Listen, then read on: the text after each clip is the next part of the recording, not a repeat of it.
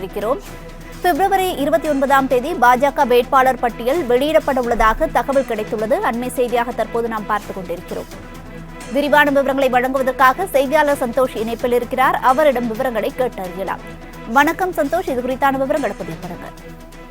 வணக்கம். நாடாளுமன்ற தேர்தல் நெருங்கி கொண்டிருக்கக்கூடிய நிலையில் தொடர்ச்சியாக பாஜகவினுடைய செயல்பாடுகள் அதிகரித்துக் கொண்டிருக்கிறது. குறிப்பாக பணிகள் என்பதும் தீவிரப்படுத்தப்பட்டிருக்கிறது. பிப்ரவரி 29ஆம் தேதி பாஜகவின் முதல் கட்ட வேட்பாளர் பட்டியல் என்பதும் வெளியாக இருப்பதாக தகவல்கள் கிடைத்திருக்கின்றன. இந்த பாஜகவின் முதல் கட்ட பட்டியலில் 100 முதல் 120 வேட்பாளர்களின் பெயர்கள் இடம்பெற உள்ளதாகவும் தகவல்கள் கிடைத்திருக்கிறது.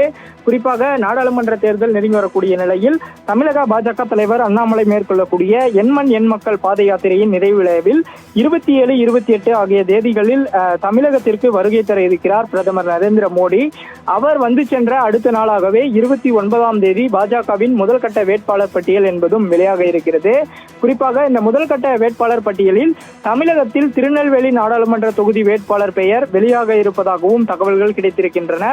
இந்த நாடாளுமன்ற தேர்தலுக்கான பாஜகவின் மையக்குழு என்பதும் 29ஆம் தேதி டெல்லியில் நடைபெற இருப்பதாகவும் தெரிவித்திருக்கின்றனர்.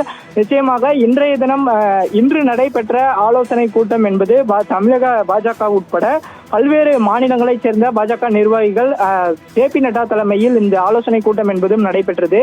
இந்த நிலையில் வருகிற 29ஆம் தேதி டெல்லியில் பாஜக தலைமை அலுவலகத்தில் இந்த நாடாளுமன்ற தேர்தலுக்கான பாஜகவின் மையக்குழு கூட்டம் என்பது நடைபெற இருப்பதாகவும் தெரிவித்திருக்கின்றனர் என்பதும் குறிப்பிடத்தக்கது.